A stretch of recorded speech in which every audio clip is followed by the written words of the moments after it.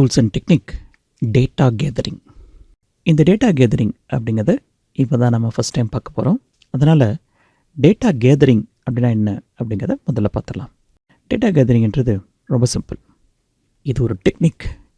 இதை எதுக்கு பயன்படுத்துகிறோன்னா, ideas, information, data இது மாதிரியான விஷயங்களை ஸ்டேக் ஹோல்டர்ஸ்கிட்டேருந்து, சப்ஜெக்ட் மேட்டர்ஸ்கிட்டேருந்து, டீம் மெம்பர்ஸ்கிட்டேருந்து கலெக்ட் பண்ணுறதுக்காக யூஸ் பண்ணுறது.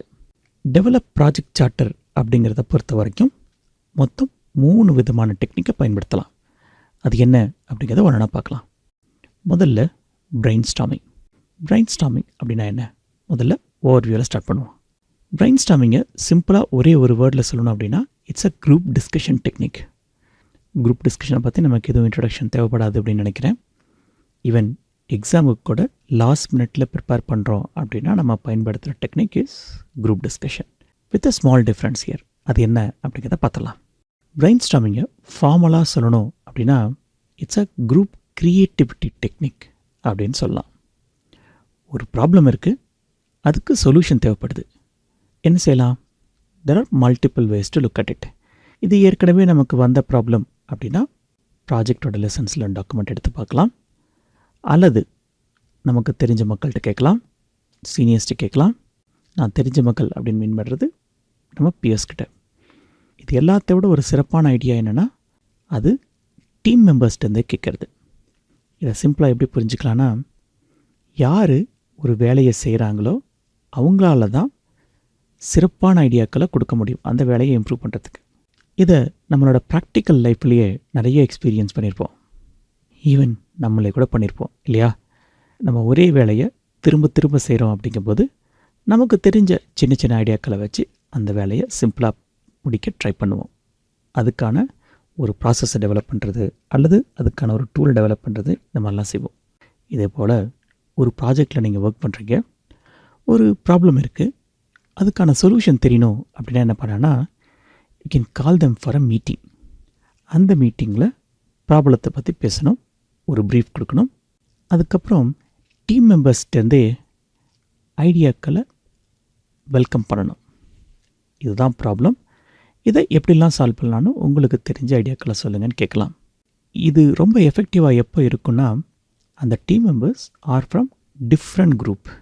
ஏன்னா ஒரே குரூப்பில் ஒர்க் பண்ணுற மக்கள் ஒரே மாதிரி தான் யோசிப்பாங்க. அதுவே ஒரு டிசைன் ப்ராப்ளம்னு வச்சுக்கோங்களேன், அதுக்கான சொல்யூஷன் ஐடியா கேட்கும் பொழுது மேனுஃபேக்சரிங் ஆட்களை கூப்பிடும்போது அவங்க மேனுஃபேக்சரிங் பாயிண்ட் ஆஃப் வியூ சில ஐடியாக்கள் கொடுக்கலாம். பர்ச்சேஸ் ஆளுங்களை கூப்பிடும்போது அவங்க பர்ச்சேஸ் பாயிண்ட் ஆஃப் வியூலேருந்து ஐடியாக்கள் கொடுக்கக்கூடும். So people from different work group, even வேற ஒரு டொமைன்லேருந்து கூட கூப்பிடலாம், அண்ட் ஒர்க் ஏரியா. இப்படி ஒரு டீமை ஃபார்ம் பண்ணி பிரெயின்ஸ்டார்மிங் பண்ணும்போது கிடைக்கும் ஐடியாக்கள் ரொம்ப எஃபெக்டிவாக இருக்கும். ஏன்னா இந்த மக்கள் எல்லாம் அவுட் ஆஃப் த பாக்ஸ் திங்கிங்லேருந்து ஐடியாக்கள் கொடுப்பாங்க. சரி, உங்களுக்கு இங்கே ஒரு இன்ட்ரெஸ்டிங்கான ப்ராப்ளத்தை பற்றி சொல்கிறேன். உங்களுக்கு ஆன்சர் தெரிஞ்சால் கீழே இருக்கிற கமெண்ட் பாக்ஸில் சொல்லுங்கள். ஒரு சோப் மேனுஃபேக்சரிங் கம்பெனி இருக்குது. அந்த கம்பெனியில் எல்லாமே ஆட்டோமேட்டட். மீனிங் சோப்பை மேனுஃபேக்சர் பண்ணுவாங்க. மேனுஃபேக்சர் பண்ண சோப் அசம்பிளி லைனுக்குள்ளே வரும். ரேப்பர் தனியாக இருக்கும். அந்த ரேப்பர் சோப் மேலே போடப்படும். அதுக்கப்புறம் சோப்பை பேக் பண்ணி அது ஒரு கர்டன் பாக்ஸில் போட்டுருவாங்க. அந்த கர்டன் பாக்ஸ் ஹோல்சேல் டெலிவரிக்கு அனுப்பப்படும். ஹோல்சேல் டெலிவரியிலேருந்து இண்டிவிஜுவல் ஷாப்புக்கு போகும். அங்கேருந்து கஸ்டமர்ஸ் சோப்பை வாங்கிட்டு போவாங்க. இப்படி அந்த கம்பெனியில் நடந்துகிட்டு இருக்கும்போது ஒரு சின்ன சிக்கல் வந்தது. அது என்னென்னா, சோப்பை வாங்கின கஸ்டமர்ஸ், எப்போ ரேப்பர் தான் இருக்குது, உள்ள சோப்பே இல்லை அப்படின்னு சொல்லி கம்ப்ளைண்ட் பண்ணாங்க. இது முழுக்க முழுக்க ஆட்டோமேட்டட் ப்ராசஸ் அப்படிங்கிறனால இது எப்படி சால்வ் பண்ணுறது அப்படிங்கிறது புரியவே இல்லை. உங்களுக்கு ப்ராப்ளம் என்ன அப்படிங்கிறத மறுபடியும் சொல்கிறேன்.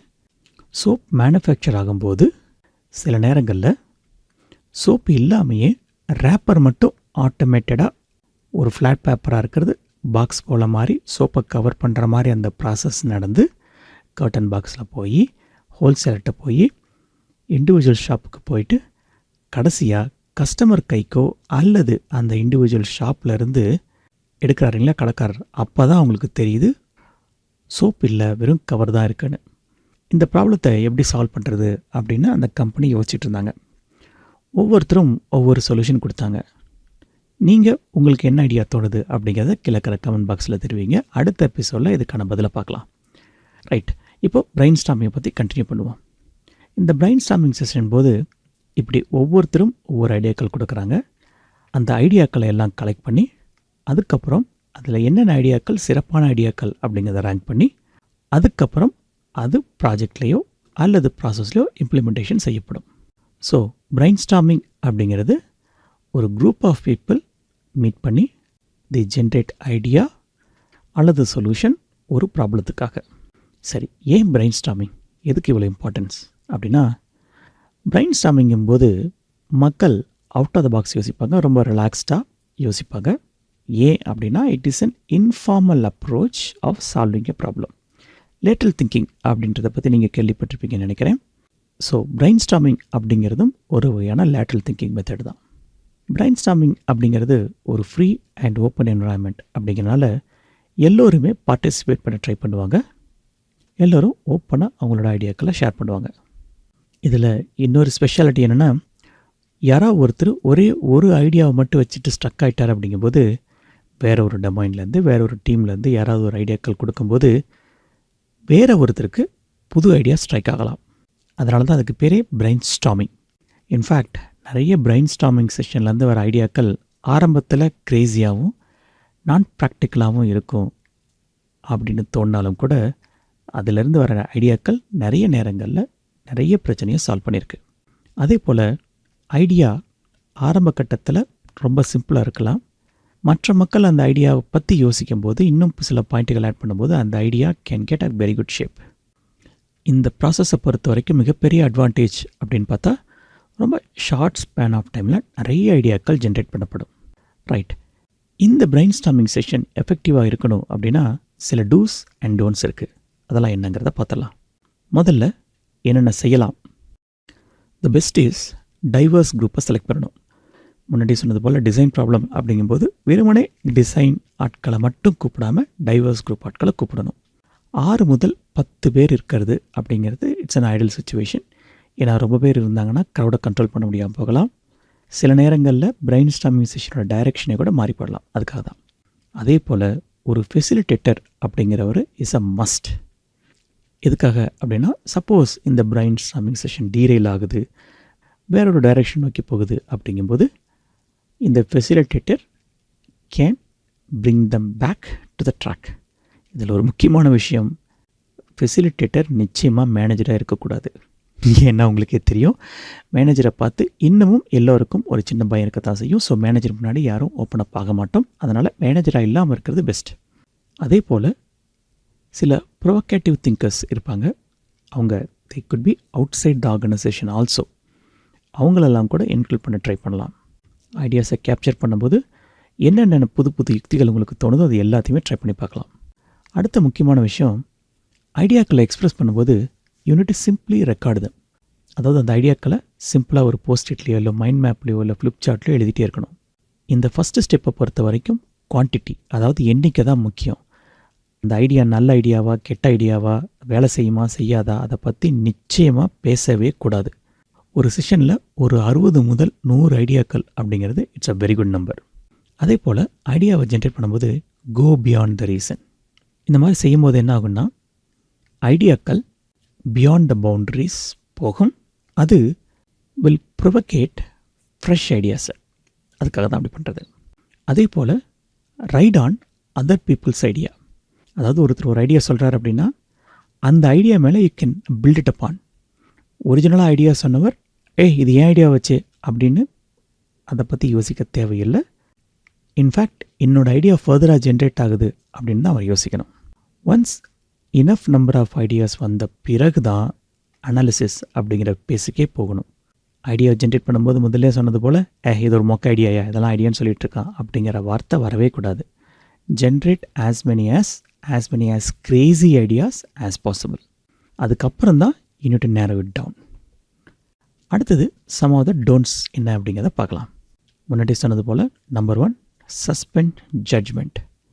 எக்காரணத்தை கொண்டும் ஐடியாவை ஜட்ஜ் பண்ணவே கூடாது. ஜட்ஜ்மெண்ட் அப்படிங்கிறது இன்க்ளூடிங் கிரிட்டிசிசம், டிஸ்கஷன். அதுக்கு அடுத்தது ஃபெசிலிட்டேட்டரோட முக்கியமான வேலை ஹி ஹேஸ் டு லீட். எங்கேயாவது ஒரு இடத்துல ஸ்ட்ரக் ஆகிட்டாங்க அப்படின்னா லெட்ஸ் மூவ் ஆன் அப்படின்னு சொல்லி he has to keep on encouraging. He has to keep on encouraging people to think in the new direction. இதுக்கு அடுத்தது பார்த்தீங்கன்னா பிரெயின் ரைட்டிங். பிரெயின் ரைட்டிங்க்கும் பிரெயின் ஸ்டாமிங்க்கும் ஒரே ஒரு வித்தியாசம்தான். பிரெயின் ஸ்டாமிங் செஷனில் என்ன ஆகும்னா, நல்லா வாய் பேசுகிறவங்க எக்ஸ்ட்ரோவர்ட்னு சொல்லுவோம், அவங்க டாமினேட் பண்ணுறதுக்கான சான்சஸ் நிறைய இருக்குது. சில நேரம் இன்ட்ரோவர்ட்ஸ், அதாவது பெருசாக வெளியில் பேசாதவங்க பிரெயின் ஸ்டாமிங் செஷனில் பார்ட்டிசிபேட் பண்ண முடியாமல் போகலாம். அவங்ககிட்ட நிறைய ஐடியா இருக்கும், பட் அவங்களால பார்ட்டிசிபேட் பண்ண முடியாமல் போகலாம். ஏன் அப்படின்னா obviously extrovert will dominate the session. அந்த மாதிரி சுச்சுவேஷனில் பிரெயின் ரைட்டிங் அப்படிங்கிற டெக்னிக் ரொம்ப ஹெல்ப்ஃபுல்லாக இருக்கும். இங்கே என்ன பண்ணுவோன்னா, participants will be asked to write the idea in a piece of paper. அதுக்கப்புறம் ஒவ்வொருத்தரும் they get an opportunity to present their idea. பார்ட்டிசிபென்ட்ஸை பொறுத்து பிரெயின் ஸ்டாமிங் அல்லது பிரெயின் ரைட்டிங் அல்லது ரெண்டுமே கூட யூஸ் பண்ணலாம்.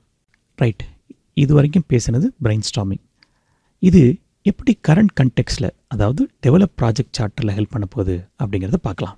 ஸோ இந்த மாதிரி பிரெயின் ஸ்டாமிங் டெக்னிக்கை பயன்படுத்தி டேட்டா, சொல்யூஷன், ஐடியாஸ் இது எல்லாத்தையும் stack holders, subject matter experts, team members, even பழைய ப்ராஜெக்ட் மேனேஜர், பியர்ஸ், இப்படி எல்லார்கிட்ட இருந்தும் ப்ராஜெக்ட் சார்ட்டர் ரிலேட்டடான ஐடியாக்களை கலெக்ட் பண்ணி we can develop the project charter.